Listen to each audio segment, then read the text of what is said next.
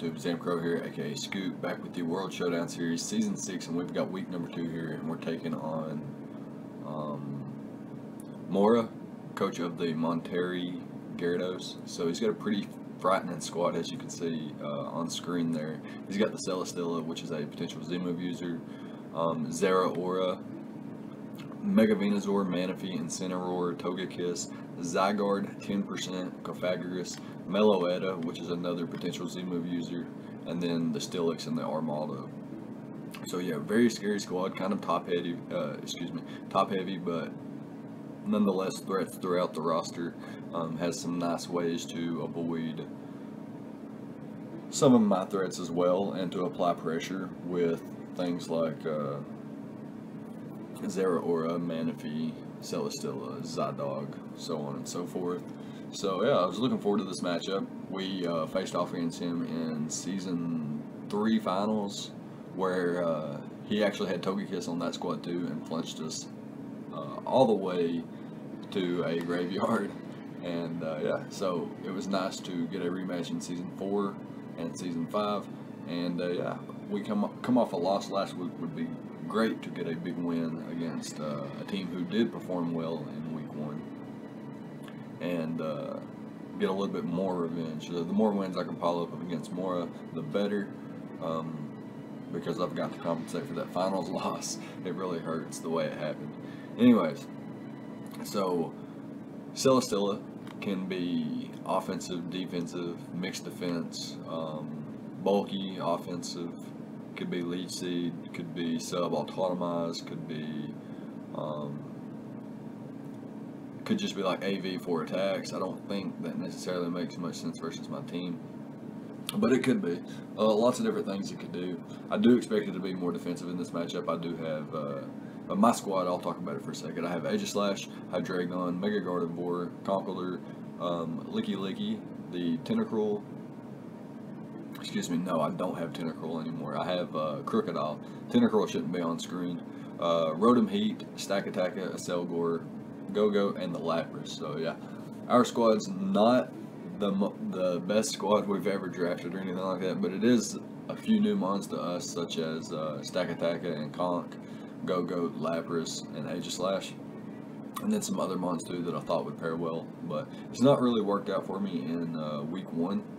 We got bopped by a fighting type. Thankfully, our week 2 opponent doesn't have a immediate threat in a fighting type, unless he, used Meloetta's other form. But other than that, we are pretty lucky in this matchup to not be fighting a fighting type. So I do think Celesteela would be a defensive role in this match to combat Aegislash, Mega Gardevoir, Conkeldurr, take hits from Stakataka, Acelgor, so on and so forth. Zeraora can come. I do think it's forced into like 4 moves. I think Plasma Fist, Close Combat,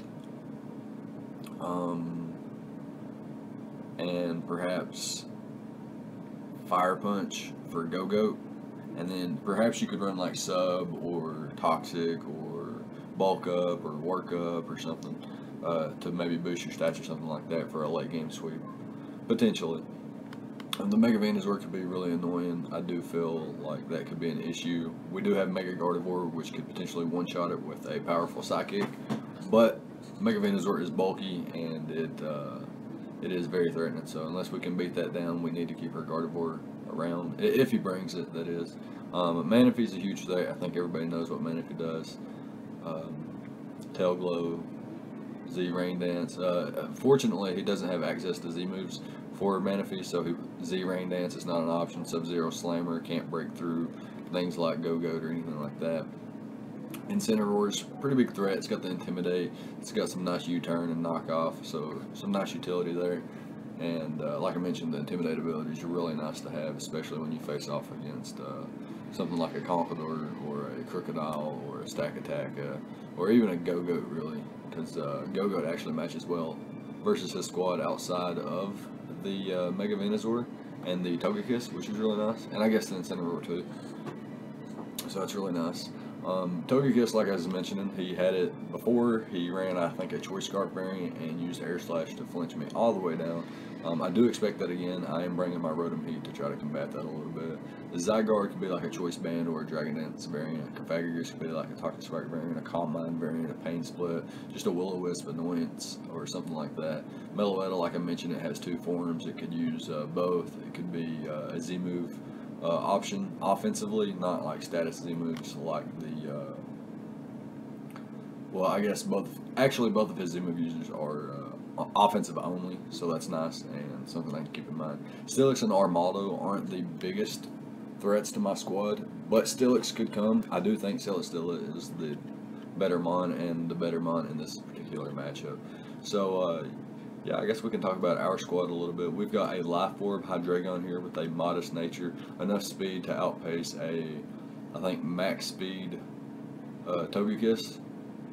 And we have Dark Pulse, Flash Cannon, Flamethrower, and Roost. Flamethrower is there for the Celesteela, Flash Cannon for Togekiss. Dark Pulse hits basically everything else. The only thing I can't hit for neutral damage with this set is the Incineroar, which I think the rest of my team should deal with pretty comfortably. So that's pretty nice. And I like Life Orb Renegade, or excuse me, Renegade. That's its nickname. Hydreigon is really nice, so that's something that I can appreciate. Next up, we've got Gardevoir. I will have my paste bin, or excuse me, my Pokepaste link down below, so you guys can check that out. I'm not going to be clicking on my mons here and going like over each one of them individually. It takes quite a bit of time and editing, and I don't think I'm going to put the effort forth when I can just talk about my squad and drop the EVs and stuff, the squad down below. So check that out down below for sure, so you can see the specific EVs and so on and so forth. But basically, like I mentioned, max special attack with a modest nature. Life Orb Hydreigon hits like a nuke. Hydreigon, or excuse me, next up we've got Mega Gardevoir, which is a also a modest nature and the same speed as Hydreigon, so that we can outpace a Togekiss. We can also outpace max speed Venusaur, which is kind of important as well, and max speed Celesteela. Nothing else really, unless like Manaphy was like a very bulky variant or something like that. We've got Hyper Voice, Psychic, Hidden Power, Fire, and Destiny Bond. So rocking that Destiny Bond maybe can catch Celesteela or Zeraora, or even the Manaphy off guard, or if Mega Venusaur is in range to live a Psychic and knock me out with Sludge Bomb, then I could just click Destiny Bond and make sure that I'll just be knocked out and he can knock me out as well. So that's something to think about.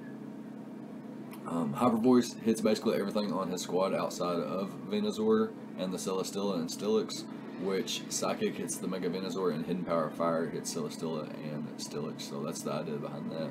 Conkeldurr, we have an Assault Vest variant here, max attack, max special defense with the Guts ability, so that if we get burned or poisoned or paralyzed, then we get a boost in attack, which is really nice. Drain Punch, Ice Punch, Knockoff, and Thunder Punch. Really nice set versus his squad. I thought about bringing Zen Headbutt for the Mega Venusaur, but I felt like just having Gardevoir and Life Orb Hydreigon would be just enough to do the job, hopefully.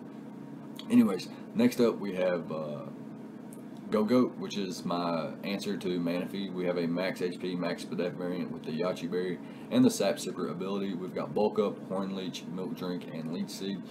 Pretty bulky. This thing can also take on Zygarde and Steelix pretty comfortably, especially with Bulk Up, which is really nice. And after a Bulk Up, I can take on physically offensive Zeraora way better than I could without, and could potentially get in range to take on a Incineroar, which is pretty scary.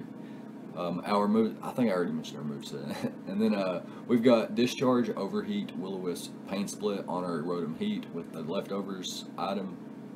Her ability is going to be Levitate, obviously the only ability we can use. And we have quite a bit of defense investment. This allows us to better take on Zeraora, Incineroar, and we've got a little bit of Spadef investment, which lets us better take hits from Mega Venusaur, like switching in on Giga Drain and then maybe throw off a Will-O-Wisp or something to weaken the Mega Venusaur.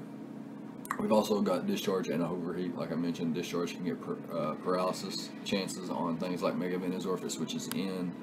Things like Togekiss and Celesteela don't appreciate Discharge or the potential para from discharge. And last but not least, we have a max HP, very defensive Crocodile with the Focus Sash, kind of a lead type Crook here that we could lead and get her rocks up versus like Zero Aura or just click Earthquake and eliminate threat or something. We've got Taunt, Earthquake knockoff, and Stealth Rock knockoff to get rid of items and to hit Celesteela with something. Earthquake basically hits the rest of his squad, and then Taunt there to prevent things like Cofagrius, Toxic Spikes, Will-O-Wisp, or like Auto-Atomize Celesteela or Leech Seed, Mega Venusaur, or anything like that. So yeah, it's really nice. We have 100 EVs in speed, puts us at just above Celesteela's max speed.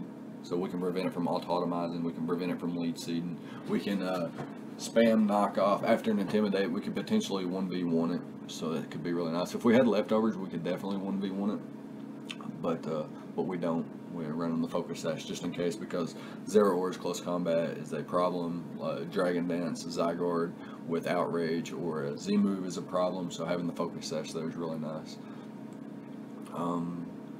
But yeah, that's going to be the squad, and we'll be right back with the replay, and we'll see how the battle goes. So here we are with the replay, and my opponent chooses to bring the Celesteela, Meloetta, Manaphy, the Mega Venusaur, Zygarde 10%, and the Incineroar. So I definitely expected the Manaphy, Mega Venusaur, and the Celesteela. I thought Meloetta could come. It was optional. Zydog, like I mentioned, could apply a lot of pressure to my team, especially if he brought something to tear down my Go-Goat and potential checks. So yeah, definitely the threats I expected, and a few unexpected. Well, not really unexpected, but the lesser expected to come. Nonetheless, we are prepared as best as we can be. I feel like this matchup's not in our favor. Pretty much like week 1. Week 2 is not in our favor. Week 3 is actually not in our best favor either. So we're gonna have a hard time there as well. But yeah, hopefully we can cop out some W's here. So, but looking at his squad, he didn't bring any potential Stealth Rockers or Hazard Setters at all. That was interesting. So I felt like leading off with Crook and getting my rocks up could be really, really nice. I could also anticipate him to lead with Manaphy or Mega Venusaur, or the Incineroar to just get off and Intimidate, or Celesteela to get off and to just be immune to my only rocker. My only rocker is Crocodile for my squad, so it could be that he leads off with Celesteela. He could lead off with Manaphy or Mega Venusaur. With all that being said, I am going to lead off with Mega Gardevoir. It allows me to just click Hyper Voice or Psychic versus whatever he wants to, whatever he leads with. Unless he leads with Celesteela, then I can switch out. So as long as he doesn't lead Celesteela, I should be fine. And he leads off with the Mega Venusaur. So on turn 1, I can just fire off a Psychic here. It should be pretty free.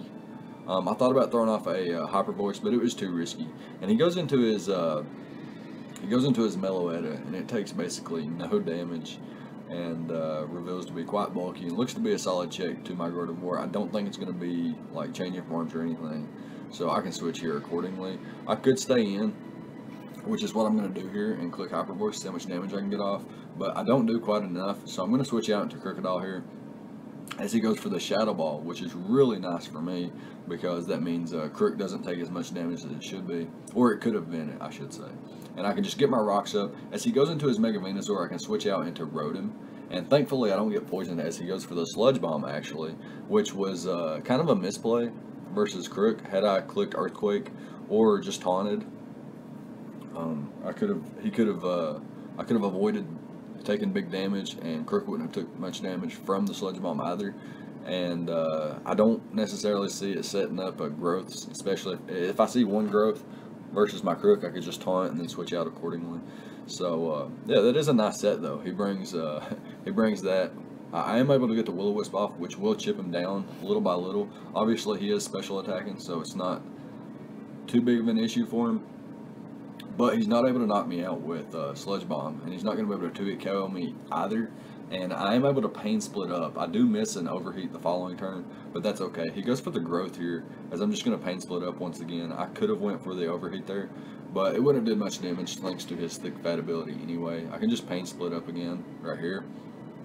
predicting his Sludge Bomb. And then I could switch out here. Yeah, this is some tough plays here.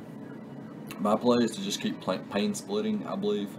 Just to keep doing that over and over and over, and just try to keep Mega Venusaur as low as possible, and then and then bring Mega Gardevoir in to get the revenge kill or force them out. Whichever comes first, it doesn't really matter. As long as I can keep them roughly around half, we should be decently comfortable. Shouldn't be too big of an issue. He did get the poison, so it kind of helped him a lot, which is a little bit unfortunate. But yeah, we're able to bring in our Mega Gardevoir. Just click Psychic again. Puts Meloetta in range of, once it comes in on rocks and another Psychic, it will die to Hyper Voice. So it's not too big of an issue. We're going to go out to our Crocodile here, see what he wants to go for. He goes for Hyper Voice this turn and does quite a big chunk to us this time. A little bit unfortunate, but we can just click Knock Off here. It is our best play. Gets rid of any items he might want to have on his Pokemon, and does enough to Mega Venusaur to where Knock Off will knock it out the following turn. And yeah, I do reveal Taunt as he does go out into his Mega Venusaur. And then I'm going to Earthquake, but he goes back out into his Silly. So he's making some fine plays here. And I'm going to go out into my Hydreigon. I don't want him getting a Beast Boost. So yeah, I can just go into this thing. I can Roost up because it's likely he switches out. And yeah, just roosting up gave me the better all-around play, because I would get my health back and I wouldn't have did much damage to Incineroar either. And worst case scenario, he Leech Seeded as I roosted up, and then I could just switch out, so it wasn't too big of a deal. I'm going to sack off my Crook there, go into my Conkeldurr here, and just reveal Drain Punch, knock out the Celesteela, which is really nice. But he goes into Meloetta here and doubles out into Manaphy, and I almost clicked Drain Punch, which would have been really, really nice. But unfortunately, I don't go for it, and I am going to stay in with Mega Gardevoir here and go for the Hyper Voice, knowing that I can live a +3 Scald, and Hyper Voice with 2-hit KO him. So that's really nice for me. And here he's going to go out into his Zygarde 10%. I'm going to go out into Go-Go. I take the Extreme Speed pretty comfortably, and I figured he would be forced to switch, so I was going to go for a Lead Seed here, but he actually stays in and goes for a Coil, revealing some of his set, which I thought it was a little bit early for that. And I'm going to go for the Bulk Up to try to combat his Coil, but yeah, he goes straight into his Incineroar, so I have to switch out. I'm going to sack off my Gardevoir and go back out into my Conkeldurr and basically claim a kill here with Drain Punch. He reveals Chople and lives on 6, so that's pretty cool. And Flare Blitz does a significant amount of damage to me as well. And if his Venusaur is faster than me, he will be able to Roost up, or excuse me, Synthesis up. So I'm going to Hard Switch out into my Hydreigon, and what I can do here is just click Dark Pulse. I will either flinch him or waste all of his Synthesis PP. So yeah, my play is definitely to just click Dark Pulse here, repetitively just keep clicking Dark Pulse. At this point in the game, my game plan is to win with Go-Goat. I think Go-Goat can beat the remainder of his team if I run out Mega Venusaur's Synthesis PP. So yeah, my game plan is definitely to get rid of Mega Venusaur. I should have roosted on this turn as well, but I'm actually going to click Dark Pulse. Now, I debated on that turn for quite a while. Had I roosted and he clicked Sludge Bomb, I think the combination of Sludge Bomb plus Poison was going to knock me out anyway.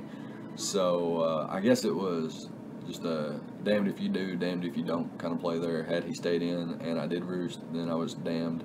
And if he switched as I attacked, I'm damned as well, because I don't get the knockout on the Mega Venusaur, which could be problematic for my Conkeldurr and my Go-Go. So I'm going to go out to my Conkeldurr here, and I'm just going to start spamming Ice Punch.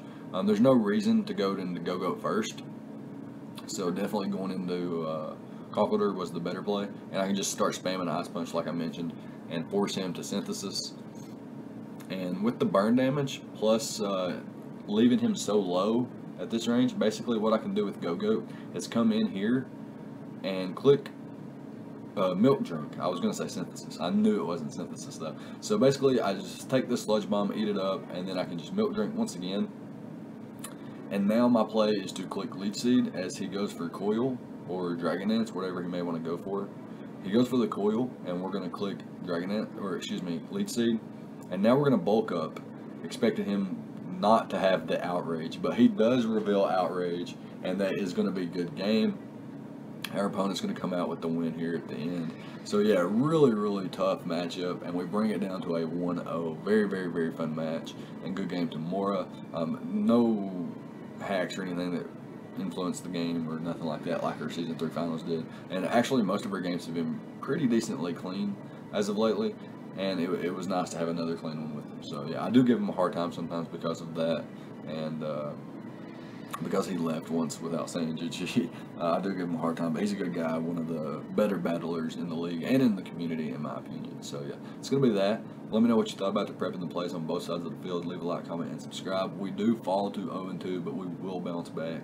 We have week 3 and onward to go, so we will bounce back. We are a 2-time finalist or a 3-time finalist or something like that. We lost in Season 3, won Season 4, and didn't win Season 5. Okay, we are a 2-time finalist and a consistent playoff contender. We will bounce back for playoffs. I promise, I promise, I promise. But yeah, it's going to be it. Good game. Leave a like, comment, subscribe, all the good stuff, and I'll see you guys next time. Thank you for watching.